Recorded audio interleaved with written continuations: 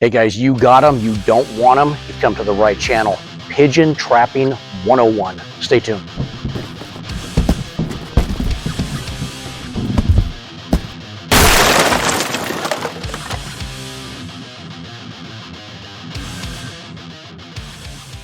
Guys, welcome back to the channel. Craig here again, howtopest.com.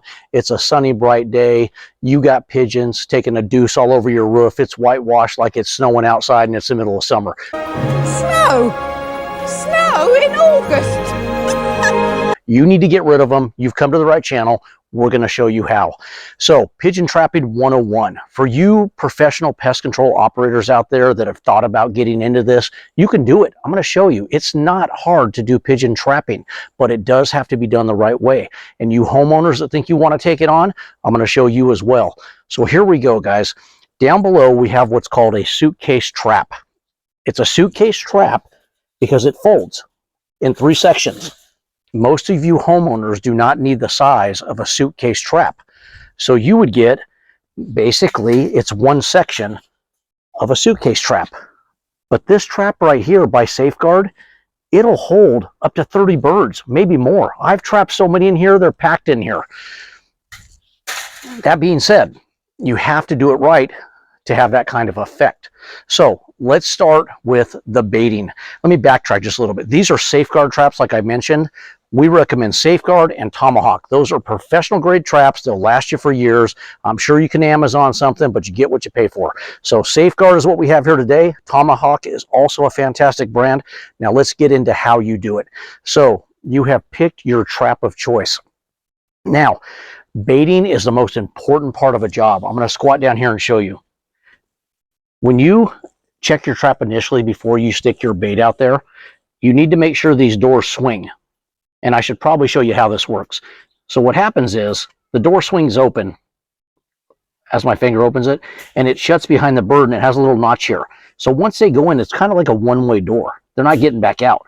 And as they go in, they funnel themselves in to the next section. And what happens is all the birds end up in the middle. And then when you're ready to take them out, you've got a spring-loaded door. You open it up, you take them out, and you do your thing. So, baiting. What you're going to do is you're going to go to your local feed store. This is the best way to bait for pigeons. Give them what they already eat. They're going to have a brand there that's for pigeons. It doesn't matter about the expensive brand. Get the cheapest mixture you can get at a feed store. And then what you do is you take a handful of this and you put a little bit in front of each door. I'm going to show you like this. This is literally all you do in front of each door. Every door around this trap, there's doors around this whole cage. You put a little bit of this, and then you take a pot like this, and this is the ticket at the end of the rainbow. This is going to be in here with a thing of water. You got to give these birds water, and you have to check these traps every day. You're looking to get rid of them. You're not looking to torture them. So once you get them into the trap, they'll filter into here, and you will have dozens and dozens of pigeons if that's how many you have on your roof or on your building. Now, that being said, unless you have a concrete surface, most of the times you don't, you want to have this on plywood. So it's really hard to carry a whole sheet of plywood to the top of a roof. So you cut it in 3 sections, and then you set it on top. That's going to allow you to put your bait on top because the plywood will give you that edge, and it'll keep bait from falling through these back here. So it'll just stay there, and you're good to go. Now, when you check these daily and you remove them, you always want to leave 1 or 2 birds in the trap. Because once you get 1 in there, that's how it starts to spiral. Because the rest of them look at it like, one guy went in, I'm going to follow and get some of that grub too. So always leave 1 bird, food and water at all times. Now, these are things that can happen. You can come back and check a trap and have a bird that no longer has a head, and you're trying to figure out how that happened. Well, you just set this up for hawks and predators too. So they will actually attack this trap once you've trapped the pigeons in there, and that can happen. It's happened to us multiple times over the years. But if you check them on a daily basis, that really takes that down to a real low level, but it can still happen. So once you remove them, You keep that one bird in, like I said, you keep the food and water in there, and you rebait the doors. Now, it's kind of like a Hansel and Gretel trail. So what I forgot to mention is, once you have some here, put a little handful right there too on the inside of every door. Now you have to check these doors. I don't know if any of these are jamming up on me, but let's say this door right here. See how it jams up like that? You don't want that. So you got to check all your doors and make sure they swing freely, like so. If the doors don't swing freely, sometimes you have to adjust the hardware cloth that these are made out of, the mesh, whatever you want to call it. Sometimes you need to oil the hog rings that are holding these in place. How do you oil those? Not WD-40.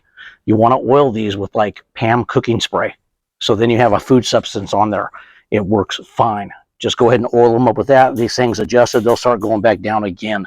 When you're done with the trap, make sure you remove all of your food. If you leave food laying around, you're going to cause yourself another problem. You're going to have rats and rodents and mice and whatever, ants, you name it.